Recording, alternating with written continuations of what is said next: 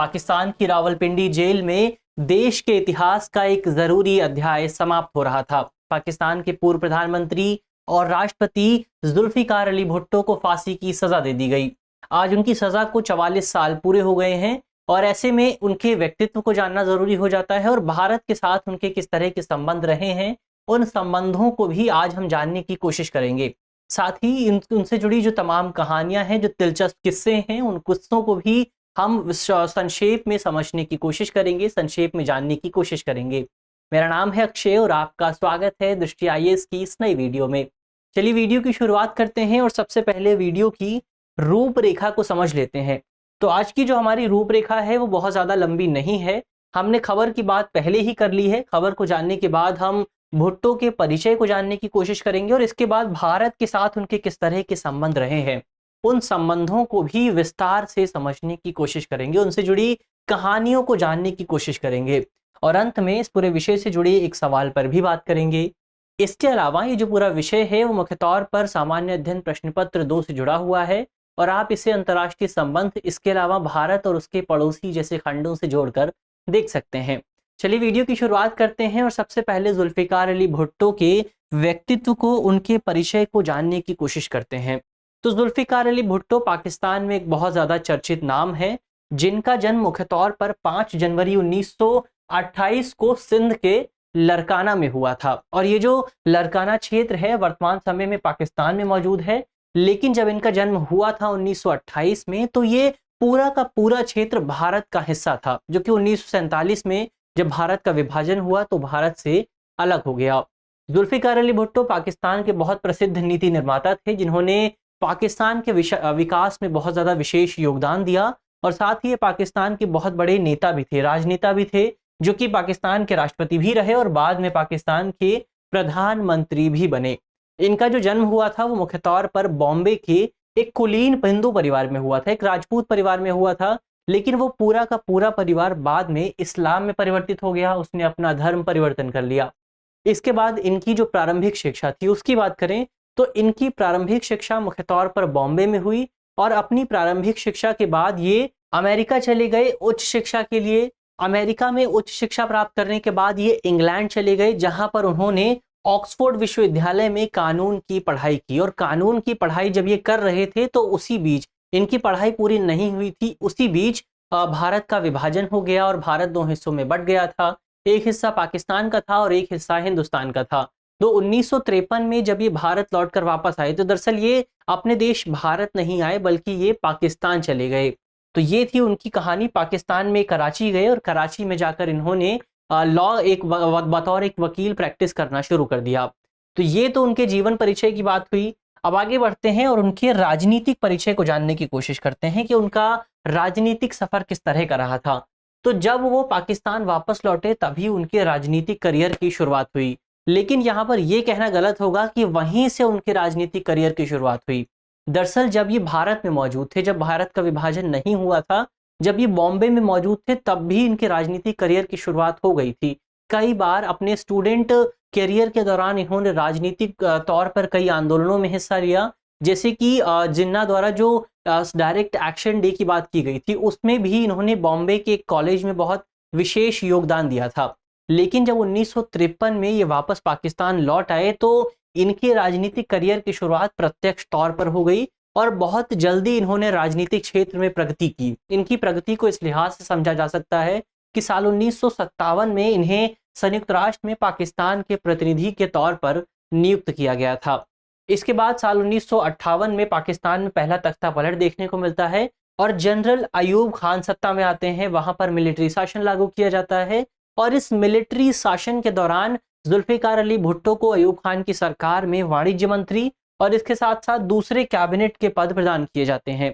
इसके बाद 1963 से 1966 के बीच भुट्टो पाकिस्तान में विदेश मंत्री के तौर पर नियुक्त रहते हैं और इसी पूरी अवधि के दौरान भारत और पाकिस्तान के बीच 1965 में एक युद्ध भी देखने को मिलता है। इस पूरे युद्ध के दौरान पाकिस्तान को करारी हार झेलनी पड़ती है और इस हार की वजह से पाकिस्तान सरेंडर कर देता है। हालांकि जुल्फिकार अली भुट्टो के विषय में कहा जाता है कि उन्होंने भारत और पाकिस्तान के बीच शांति स्थापित करने के प्रस्ताव का प्रत्यक्ष तौर पर विरोध किया था और इसी विरोध के चलते उन्हें अपने पद से इस्तीफा भी देना पड़ा था। वो अपने पद से इस्तीफा दे देते हैं और इसके बाद आगे चलकर वो एक नई पार्टी बनाते हैं जिसका नाम था पाकिस्तान पीपल्स पार्टी। और यहाँ विशेष बात यह है कि ये पार्टी वर्तमान समय में भी पाकिस्तान की राजनीति में सक्रिय है, लेकिन ये पार्टी जब बनाते हैं तो वो प्रत्यक्ष तौर पर अयूब खान की नीतियों का विरोध करना शुरू कर देते हैं और इसी विरोध की वजह से अयूब खान की सरकार द्वारा उन्हें गिरफ्तार कर लिया जाता है और उन्हें जेल में डाल दिया जाता है। 2 साल तक लगातार वो जेल में रहते हैं। लेकिन इसी बीच एक दिलचस्प घटना और होती है। घटना ये रहती है कि याया खान, जो कि पाकिस्तान में उस समय मिलिट्री जनरल थे, याया खान आगे चलकर अयूब खान की सरकार को गिरा देते हैं। वहां पर एक दूसरा डिक्टेटर देखने को मिलता है और दूसरा डिक्टेटर आगे चलकर 1970 में एक नए चुनाव आयोजित करता है और इस नए चुनावों के दौरान कुछ अलग से समीकरण सामने आते हैं। अलग से समीकरण ये थे कि पाकिस्तान का जो पश्चिमी हिस्सा था, यानी कि जो वर्तमान का पाकिस्तान है, इस वर्तमान के पाकिस्तान के पश्चिमी हिस्से में पीपीपी यानी पाकिस्तान पीपल्स पार्टी द्वारा बहुमत हासिल किया जाता है। लेकिन उस समय पाकिस्तान का एक हिस्सा और हुआ करता था जिसका नाम था पूर्वी पाकिस्तान यानी ईस्ट पाकिस्तान, जो कि वर्तमान समय में बांग्लादेश के तौर पर जाना जाता है। इस ईस्ट पाकिस्तान में इस वाली पार्टी को ज्यादा बहुमत नहीं मिलता, बल्कि आवामी लीग को ज्यादा बहुमत मिलता है, जो कि बांग्लादेश की स्वतंत्रता के लिए लड़ाई लड़ रही थी। अब इस पूरी नए समीकरणों में जो जुल्फिकार अली भुट्टो थे वो आवामी लीग के साथ सरकार बनाने से इनकार कर देते हैं, क्योंकि उनका कहना था कि वो उस पार्टी के साथ सरकार नहीं बनाएंगे जो कि देश से अलग होने की बात कर रही है। और इसी पूरी घटना के बाद पाकिस्तान में एक सिविल वॉर की शुरुआत होती है। ईस्ट पाकिस्तान और वेस्ट पाकिस्तान के बीच एक युद्ध की शुरुआत होती है और अंततः ये युद्ध समाप्त होता है 1971 में जाकर, जब पूर्वी पाकिस्तान पश्चिमी पाकिस्तान से अलग हो जाता है और बांग्लादेश के तौर पर एक नए देश का निर्माण होता है। तो ये तो एक नए देश के निर्माण की बात हुई। इसी बीच साल 1971 में याया खान जुल्फिकार अली भुट्टो को देश का राष्ट्रपति नियुक्त कर देते हैं और राष्ट्रपति बनने के बाद जुल्फिकार अली भुट्टो जो सबसे पहला और सबसे विशेष निर्णय लेते हैं वो ये था कि वो याया खान को नजरबंद कर देते हैं। उन्हें हाउस अरेस्ट में ले लिया जाता है। अब याया खान हाउस अरेस्ट में थे और इसके बाद 1971 में जुल्फिकार अली भुट्टो द्वारा पाकिस्तान में एक नया संविधान पेश किया जाता है। उस समय तक पाकिस्तान में 2 संविधान पहले भी बन चुके थे। पहला संविधान 1956 में आया था, दूसरा संविधान 1962 में और तीसरा आया 1973 में। अब यहाँ सबसे विशेष बात ये थी कि ये जो तीसरा संविधान था उसमें उसको बनाने में जुल्फिकार अली भुट्टो ने बहुत विशेष भूमिका अदा की थी और इस पूरे संविधान में राष्ट्रपति को नामात्र की शक्तियां दी गई थी और जो प्रमुख शक्तियां थी वो आगे चलकर प्रधानमंत्री को दी गई और इसी वजह से जुल्फिकार अली भुट्टो ने आगे चलकर खुद को प्रधानमंत्री के तौर पर नियुक्त कर दिया गया। तो ये बात हुई कि वो प्रधानमंत्री किस तरह से बने, और जब वो प्रधानमंत्री बने, जब वो राष्ट्रपति थे, तो उन्हीं के शासनकाल में पाकिस्तान के कट्टर इस्लामीकरण की प्रक्रिया की शुरुआत होती है। उन्होंने कई आदेश जारी किए जिन आदेशों के माध्यम से पाकिस्तान में शराब पर प्रतिबंध लगा दिया गया, पाकिस्तान में नाइट क्लब्स पर प्रतिबंध लगा दिया गया। इसके अलावा उन्होंने कई आदेशों के जरिए पाकिस्तान में जो नागरिक स्वतंत्रता थी उस स्वतंत्रता को भी काबू करने की कोशिश की, उस स्वतंत्रता को भी सीमित करने की कोशिश की।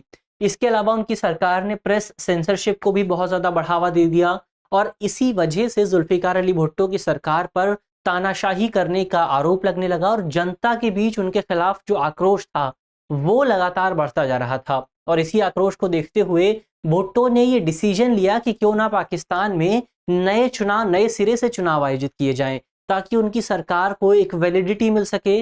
और इसी प्लान को आगे बढ़ाते हुए 1977 में पाकिस्तान में दोबारा चुनाव आयोजित किए गए और इन दोबारा चुनावों में भी पाकिस्तान में जुल्फिकार अली भुट्टो की जो पार्टी थी उस पार्टी को बहुमत प्राप्त हुआ। लेकिन यहाँ पर दिलचस्प बात ये थी कि वहाँ की जो विपक्षी पार्टियां थी उन पार्टियों का कहना था कि जुल्फिकार अली भुट्टो की सरकार ने इन चुनावों में भारी मात्रा में गड़बड़ी करने की कोशिश की है और इन्हीं आरोपों के चलते आगे चलकर 1977 में ही उस समय के जो मिलिट्री जनरल थे, जनरल मोहम्मद जिया उल हक, उन्होंने जुल्फिकार अली भुट्टो की सरकार को गिरा दिया। वहां पर तख्ता पलट किया गया और जुल्फिकार अली भुट्टो को गिरफ्तार कर लिया गया 1978 में। इसके बाद उन पर अपने एक विपक्षी नेता की हत्या करने का आरोप लगाया गया और इसके बाद अंततः 4 अप्रैल 1989 को उन्हें फांसी दे दी गई। तो ये तो पूरे उनके जीवन काल की बात हुई। अब यहाँ पर सबसे दिलचस्प बात ये थी कि जिस जनरल जिया उल हक ने जुल्फिकार अली भुट्टो की सरकार को गिराया था उस जनरल जियाउल हक की नियुक्ति भी जुल्फिकार अली भुट्टो ने ही की थी। इस संबंध में एक विशेष वाकया बहुत ज़्यादा दिलचस्प है, बहुत ज़्यादा बार सामने देखने को मिलता है। एक बार घटना ये हुई कि दरअसल जुल्फिकार अली भुट्टो अपने बंगले में बैठकर बंगले के गार्डन में चाय पी रहे थे और उन्हीं के साथ में जियाउल हक भी खड़े थे। तो चाय पीते पीते जुल्फिकार अली भुट्टो की चाय उनके जूतों पर गिर जाती है। तो ऐसे में जो जियाउल हक थे वो अपनी जेब से रुमाल निकालते हैं और रुमाल से भुट्टो के जूतों को साफ करना शुरू कर देते हैं। लेकिन इसी बीच देखने को ये मिलता है कि भुट्टो अपने जूतों को उठाकर अपने पैर को लेकर सामने पड़ी मेज पर रख देते हैं और जियाउल हक को ये आदेश देते हैं कि वो ढंग से जूतों को साफ करें। इसी तरह की कई घटनाएं देखने को मिलती हैं, जिन घटनाओं की वजह से जियाउल हक के मन में भुट्टो के खिलाफ और ज्यादा आक्रोश बढ़ता रहता है और ये आक्रोश अंततः 1977 में आकर गंभीर रूप धारण करता है और वो उनकी सरकार को गिरा देते हैं। तो ये तो एक बार उनके परिचय की बात हुई, एक उनके इंट्रोडक्शन की बात हुई। अब आगे बढ़ते हैं और जुल्फिकार अली भुट्टो के भारत के साथ किस तरह के संबंध रहे हैं, उन संबंधों को जानने की कोशिश करते हैं। तो भुट्टो और भारत के संबंधों के समीकरण को हम दो बिंदुओं के आधार पर समझ सकते हैं। इसमें सबसे पहला बिंदु है ऑपरेशन जिब्राल्टर का और दूसरा बिंदु है उन्होंने यूएन में जो तमाम स्पीचेस दी थी उनके आधार पर भी भारत के खिलाफ भारत को लेकर उनका क्या रवैया था, क्या नजरिया था, उस नजरिए को समझा जा सकता है। सबसे पहले ऑपरेशन जिब्राल्टर की बात करते हैं। तो आपको याद होगा 1965 में भारत और पाकिस्तान के बीच एक युद्ध हुआ था। इसी 1965 के अगस्त 1965 में पाकिस्तान के हजारों सैनिकों द्वारा भारत में अवैध तरीके से प्रवेश करने की कोशिश की गई थी और भारतीय सेना द्वारा पाकिस्तान की सेना को मुंहतोड़ जवाब भी दिया गया था। इसी पूरे ऑपरेशन के बाद एक दूसरा ऑपरेशन भी देखने को मिला। इस दूसरे ऑपरेशन का नाम था ऑपरेशन ग्रैंड स्लैम। इस पूरे ऑपरेशन के दौरान पाकिस्तान की सेना द्वारा अखनूर ब्रिज पर कब्जा करने की कोशिश की गई थी। अब ये जो पूरा अखनूर ब्रिज है, ये पूरा ब्रिज जम्मू कश्मीर को भारत के दूसरे हिस्सों से जोड़ता है। तो इन दोनों ऑपरेशन के बाद भारत और पाकिस्तान के बीच 1965 के युद्ध की शुरुआत हुई थी और कई जानकार ये मानते हैं कि ये जो दोनों ऑपरेशंस थे, इन दोनों ऑपरेशंस में जुल्फिकार अली भुट्टो की एक विशेष भूमिका थी और उन्हीं के निर्देशों पर इन दोनों ऑपरेशंस को क्रियान्वित किया गया था, ऑपरेशनलाइज किया गया था। क्योंकि जुल्फिकार अली भुट्टो उस समय पाकिस्तान के विदेश मंत्री हुआ करते थे। अब यहाँ सवाल उठता है कि उन्होंने भारत पर हमला करने की सोची क्यों। तो इस संबंध में कई बार ये तर्क दिया जाता है कि उनका मानना था कि 1962 में जो भारत और चीन के बीच युद्ध हुआ था, उस पूरे युद्ध की वजह से भारतीय सेना और भारत का जो लोकतंत्र था वो बहुत ज़्यादा कमज़ोर हो गया था। उसी समय पंडित जवाहरलाल नेहरू की भी मृत्यु हुई थी, तो भारत के पास कोई विशेष लीडरशिप भी मौजूद नहीं थी और उस समय भारत कई आंतरिक समस्याओं से भी गुजर रहा था। तो ऐसे में पाकिस्तान और पाकिस्तान के नेताओं का मानना था कि ये अच्छा समय है कि वो भारत पर हमला करें और कश्मीर को अपने कब्जे में ले लें। लेकिन भारतीय सेना उस समय भी बहुत ज़्यादा मजबूत थी और अभी भी बहुत ज़्यादा मजबूत है। भारतीय सेना ने उस समय पाकिस्तान की सेना का डटकर मुकाबला किया था और पाकिस्तान की सेना को सरेंडर करने पर मजबूर कर दिया गया था। तो ये तो पहले बिंदु की बात हुई। इसके अलावा दूसरा जो बिंदु है वो संयुक्त राष्ट्र में दिए गए तमाम बयानों को लेकर है। जनरल जियाउल हक ने संयुक्त राष्ट्र में प्रमुखतः दो बयान दिए थे जो बहुत ज़्यादा विशेष माने जाते हैं। इसमें पहला बयान 1965 के युद्ध के बाद आया था और दूसरा बयान 1971 के युद्ध के बाद आया था। इन दोनों बयानों में जियाउल हक ने भारत का काफ़ी ज़्यादा विरोध किया था और 1965 के बयान में उन्होंने एक फेमस स्टेटमेंट भी दी थी जो कि बहुत ज़्यादा कोट की जाती है। इस फेमस स्टेटमेंट में उन्होंने कहा था कि पाकिस्तान अगले 1000 सालों तक भारत के साथ युद्ध लड़ सकता है। हालांकि कई जानकार मानते हैं कि उनकी इसी स्टेटमेंट के बाद, उनके इन्हीं बयानों के बाद संयुक्त राष्ट्र में कश्मीर को लेकर कभी भी विस्तार से चर्चा नहीं की गई। तो ये तो दो बिंदुओं की बात हुई। लेकिन यहाँ सवाल ये उठता है कि इन तमाम बिंदुओं के आधार पर हम निष्कर्ष निकाल सकते हैं कि जो जुल्फिकार अली भुट्टो थे वो भारत के प्रति बहुत ज़्यादा क्रूर थे। भारत के खिलाफ उन्होंने बहुत ज़्यादा कार्यवाहियाँ करने की कोशिश की। पर ऐसा था क्यों? ऐसा इसलिए था क्योंकि पाकिस्तान में उन्हें हमेशा बाहरी समझा जाता था। क्यों? क्योंकि हमने पहले ही बात की कि उनका जो जन्म था वो एक हिंदू परिवार में हुआ था और इसके बाद उन्होंने इस्लाम में धर्म परिवर्तन किया था। तो ऐसे में जब वो पाकिस्तान गए तो वहाँ पर पाकिस्तान में उन्हें हमेशा एक बाहरी के तौर पर देखा गया। तो ऐसे में वो हमेशा पाकिस्तान की जनता को ये सिद्ध करने में लगे रहे कि वो दरअसल बाहरी नहीं है, वो एक सच्चे मुसलमान हैं। और इन्हीं कार्यवाहियों के हिस्से के तौर पर उन्होंने भारत के खिलाफ काफ़ी ज़्यादा बयान दिए, भारत के खिलाफ काफ़ी ज़्यादा गलत कार्यवाहियाँ की। इसके अलावा उनका भारत से जुड़ा एक और संबंध रहा है दरअसल उन्होंने जब वो भारत अपनी पढ़ाई पूरी करने के बाद इंग्लैंड से भारत लौटे थे, तो उन्होंने एक हलफनामा दायर किया था, जिस हलफनामे में उन्होंने ये बताया था कि वो कराची और पाकिस्तान में तो केवल बहुत कम समय के लिए रह रहे हैं, वो तो दरअसल भारतीय नागरिक हैं। इसका क्या किस्सा है? इस किस्से पर बात करें तो हमने पहले ही बात की थी कि वो एक कुलीन परिवार में जन्मे थे। उनका परिवार बहुत ज़्यादा अमीर था, लेकिन 1947 में जब भारत आज़ाद हुआ और देश का विभाजन हो गया, तो आज़ादी के बाद उनका परिवार पाकिस्तान चला गया और बॉम्बे में उनकी बहुत सारी प्रॉपर्टी छूट गई। तो जब वो अपनी पढ़ाई करके वापस लौटे तो उन्हें पता चला कि भारत की सरकार उनकी प्रॉपर्टी की नीलामी कर रही है। तो उन्होंने यहाँ पर आकर सरकार के खिलाफ एक मुकदमा दायर किया और उस मुकदमे में उन्होंने ये कहा कि वो दरअसल भारत के नागरिक हैं और वो भारत का हिस्सा बनकर रहना चाहते हैं। वो पाकिस्तान में केवल टेम्पररी तरीके से रह रहे हैं।